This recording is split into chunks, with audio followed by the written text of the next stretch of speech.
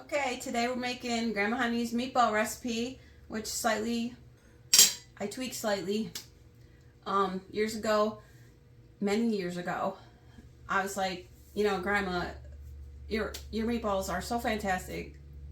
How do you do this? And she was like, well, you just a little of this, a little of that. And I finally I'm like, no, you got to write it down, so I have an idea. So I can see where I got this because it wasn't like she totally had firm amounts here.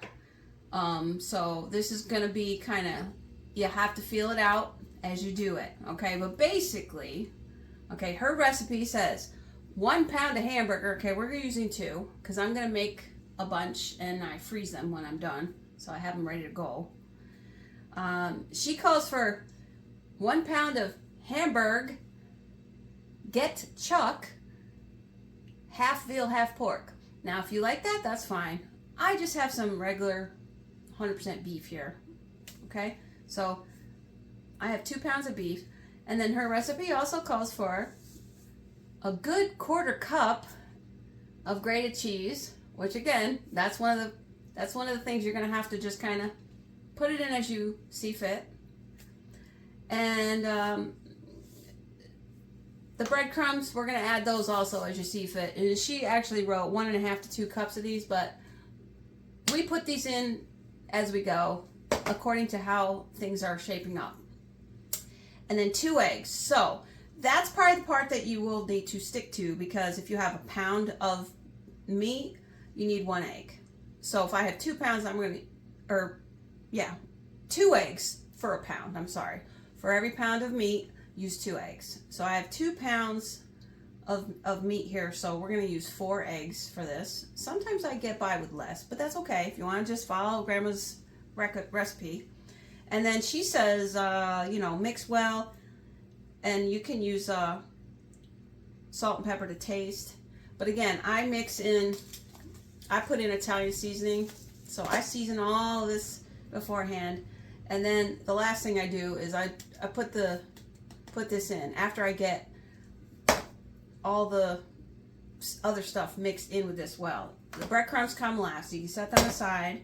Now this, I just took out of the freezer not that long ago. It's a little crunchy, but no, okay, we can work with this. So that's good. So we're gonna go ahead and first of all, I don't want to touch anything yet, so I'm going to take off my rings, and we're going to go ahead, and the first thing you want to put in is the cheese. You want to mix the cheese, and I also put the seasoning at this point now. So we're going to mix that up as well as we can. Now I haven't touched this yet, so my fork is still good. So I'm just trying to break it up a little bit because it is still a little frozen. But we're going to be all right. As long as we can work with it, that's okay. And this bowl here, this is from my other set of grandparents. This is my grandpa's. I love all the stuff from my grandparents, so anything I have of theirs I tend to hang on to, and I love to use it. Okay, so this is Grandpa Jay's bowl. Okay, so there we go. So we have our meat in there, and I'll put all this in the description box, so don't worry. All right, so first thing I'm going to do probably is I'm going to put a little Italian seasoning in this, and you don't have to do this if you don't want to. Grandma didn't mention it, but I'm gonna, like that, okay? And again, I don't measure it. This is okay. And she says salt and pepper. I never tend to put salt and pepper in it, but you can.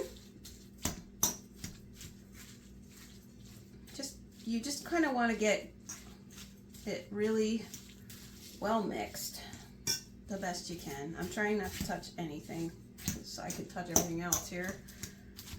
All right, so then got little frozen spots there.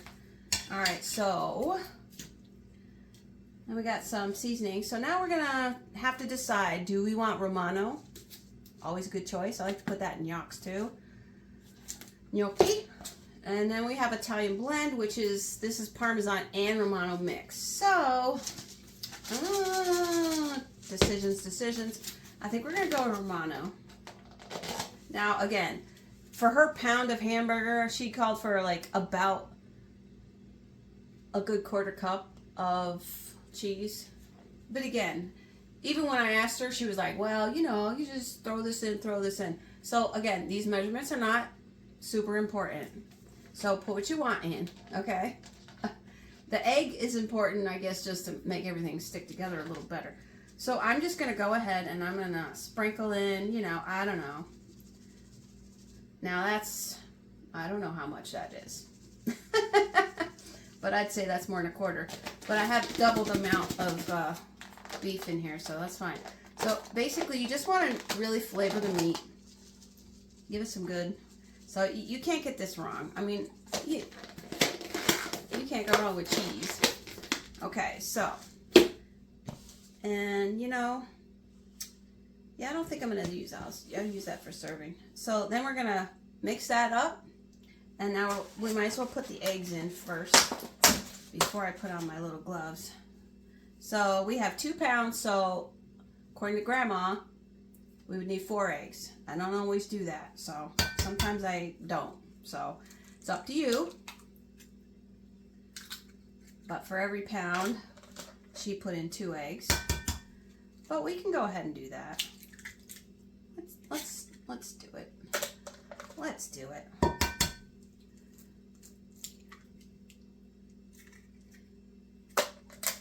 All right, there we go. We got all of our eggs. We got 2 pounds of meat, 4 eggs. I don't know how much Romano cheese in there, and some Italian seasoning. Okay, so now I have a little bit. We're gonna mix that all up really well. First, I'm gonna go wash my hands and put away these eggs. Oh, okay. So now, what I like to do is open the breadcrumbs so it's ready to go, and I like to try to keep a clean hand to pour that in when we get ready. Or I'm probably just gonna, I have these little food service kind of gloves, so we're just gonna go with that. And then that way I use one hand, and then this hand will be for adding this. So this will be my clean hand. And then once I have all that in there to my liking, I will put this other glove back on. I mean, you know, making the meatballs. All right. So, yeah. Grandma's house. She is married to, my grandpa was 100% Italian, and he always wanted to have pasta every week. And so you gotta know how to make meatballs. So, yeah, Grandma, she made phenomenal meatballs. And I just couldn't get over how good they were. And I always was like, Grandma, these are so good. She's like, oh, it's not big deal. Yeah. Well, I do have this little piece of paper that she scribbled it on for me in my cookbook. But I do change it a little bit, like I say. She added salt and pepper at this point. I don't do that. I don't know. I just don't do that. But I do add the Italian seasoning. So this is looking real good. And there. So now, this is the part where you have to decide how much breadcrumbs you really want to use. Now, I know she kind of gave an estimate, but it's totally it's totally up to you. It's what you want to, you want them to be like you want them to feel firm, but not like real, you don't want them real smushy. You want enough breadcrumbs in there to really keep them their shape, you know? So that's how it goes. So I've got this pretty well mixed. All right, that's good. Now we're ready to start. See, and you can see how it's kind of really smushy, and you know, sometimes meatballs are gonna fall apart. The breadcrumbs are really gonna help make a nice not so easily destroyed meatball. But they'll be good. They'll be very good. But you know how sometimes if you just throw together a bunch of beef and it'll just fry and be greasy, and this will prevent that. Okay, so I just put a good amount in there, and we've just kind of, I know it's a lot of breadcrumbs, and you can use whatever kind you want. Grandma specifically mentions 4C, and so I always just buy those. I like them too. Oh, they smell good. And I generally get this kind, the seasoned ones, because they actually have Romano cheese in it, so it's going with our theme here. But again, you can use any kind of cheese. You can use Parm, you can use Romano, you can use a mix of the two, whatever. But it gives them a really nice flavor. So you think, oh, well, that looks pretty good. No, because you can't see through the camera, I guess, but you can still, they're not firm enough yet. So you definitely need to mix in more.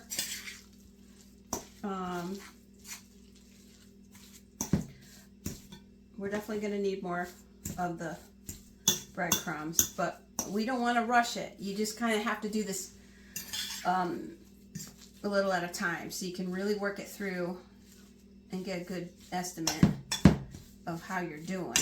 If you put too much in at once, you might have too much, and so and it's harder to mix. So just take it in stages. You know, throw some in, mix it up well, and then add more, and keep going until they have a real, you know, firmness to them, and they're not real smushy and all wet and nasty. Okay, so definitely we need more. So that's pretty good. So we'll add some more. I'm pretty liberal with them. All right. When it gets to be where you're having a hard time mixing it, you know, you're almost there, right? And believe me, they're not going to be hard and gross. They'll be very nice. You cut them nice with a fork. It'll be delicious. So don't panic and think, oh my gosh, they're going to be hard as rocks. No, they'll be fine.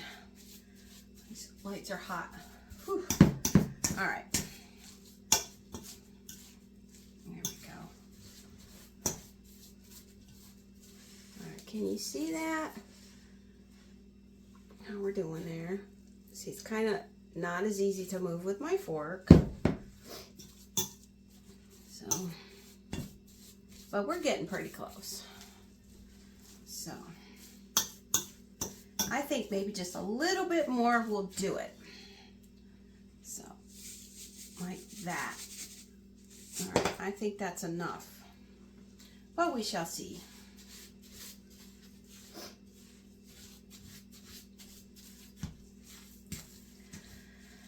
Yeah, see, now it's getting harder and harder to move with my fork. So when you get to that point, you know, and they hold, look at that. You can see that would hold together really well. And that's about right. So we're gonna, when you have to like stop using your fork and get your hands in there to, you know, you're like, okay, I need to use my hands. I gotta put the fork down. That's good. Just the fork is really helpful to really mix it though with the tines, cutting through that really well. All right, I'd say that's pretty good. All right, so we're gonna put our fork away, and all right, here we go. So now you make it the meatballs. Okay, so really use your hands to mix it up even better. So the better you mix it, the better. And if at this point things seem like you might need a little more breadcrumbs, then add it. These actually, I feel like I could put more in, but I think I had quite a good amount. And really try to mix that through so that, you know, it's all pretty even. Actually, that seems like it could use a little more, which means I'll have to take off my gloves or get creative with my arms, which I'm probably gonna do because that's how I roll. Let's see, we're gonna go like this. Okay, didn't touch anything. Okay, didn't contaminate anything. All right. See, that's what I mean about you just gotta see how it works and don't worry about measuring. Okay. Really mix it good. Didn't know you were gonna get an arm workout in this, did ya? Okay. Really mix it good. I think that's pretty good. You want to look for any dry spots like that, and you're like, oh, you gotta get mixed better.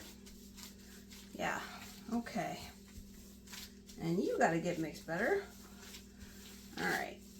And when you get it all mixed, then you just make your little meatballs. And I'm gonna set them on this little platter, which is also my other grandparents. All right, stuff. All right, so that's pretty good. So now the size that you want to make is up to you.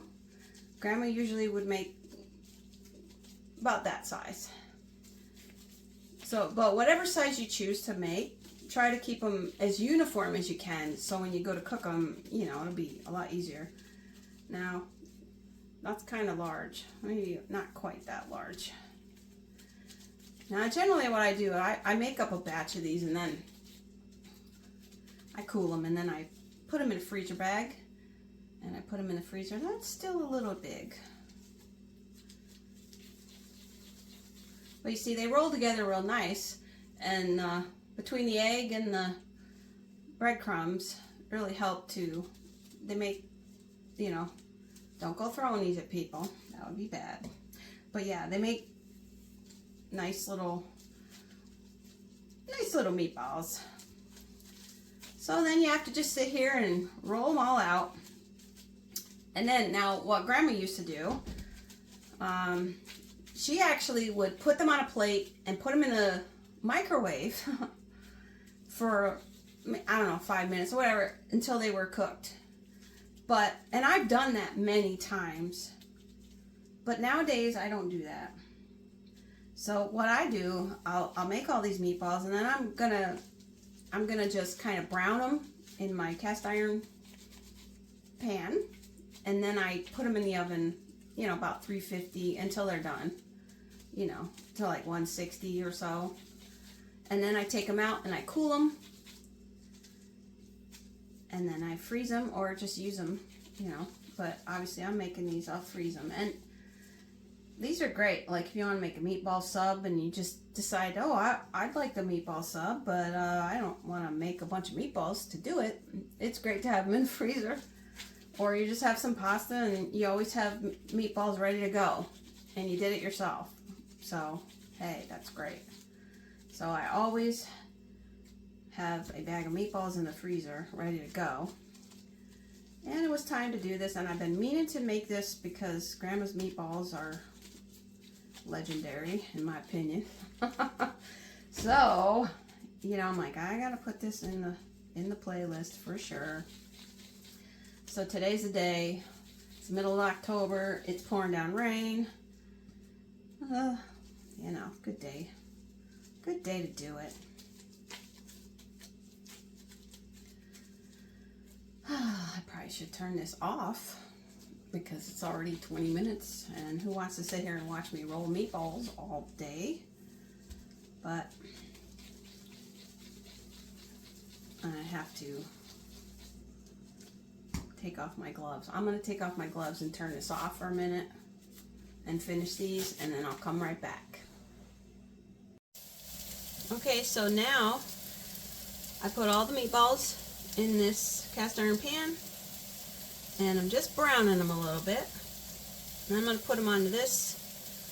It's just a cookie sheet with some foil, and I preheated the oven to 350.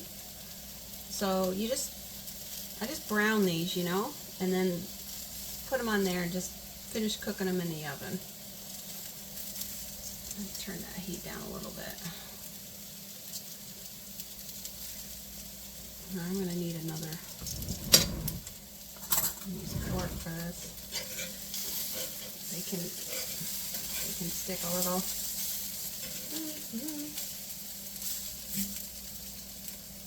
So just kind of brown them a little. You're not don't worry about cooking them through. Just try to brown them a little. And you can put a little oil in the pan. I did not do that.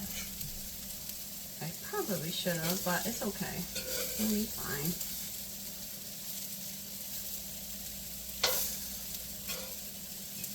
I mean, hamburgers generally have a lot of grease in them, but we did put a lot of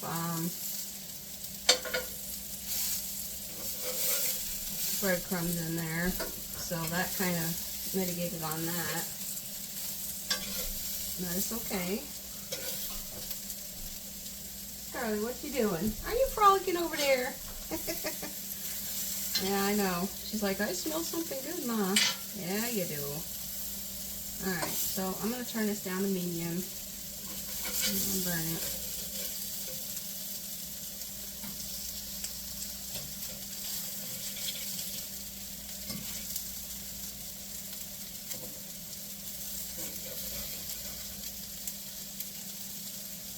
Okay, so I just took all the meatballs out of the pan and I put them on the little tray. They're just browned, you know. Don't worry if you don't get it.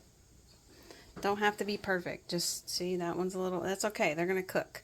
So we have our oven on 350 and we'll just put these in until they're done. You know, 160, I'd say 160, 165 for, make sure they're done.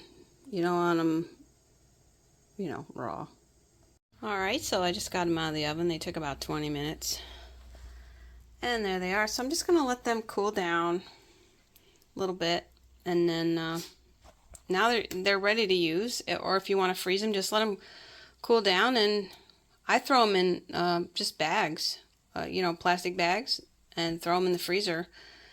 And they're great. If you want to use them in a flash, you know, you have a meatball ready to go. I generally, when I freeze them, I'll take them out. I'll put them in the oven or the toaster oven or whatever at 350 for, you know, 10-15 minutes, you know, however long it takes just for them to warm up, and they're ready to go. So there they are. So there they are. They took about 20 minutes at 350 in the oven after I browned them. So now I'm just kind of letting them sit here and cool down, and then once they get cool, I'm going to put them in the freezer. Just pop them in a freezer bag and they're ready to go whenever you want them. Or you can just, you know, throw them in some spaghetti sauce right now, or make a sandwich with them, whatever you want to do. But they're ready. But if you want to freeze them, just let them cool down before you put them in the freezer bag. And then try to get all the air out of the bag best you can. Pop them in the freezer. They're fantastic. It's great to have ready-made meatballs ready to go that you made yourself. So there you go, Gramma Honnie's meatballs.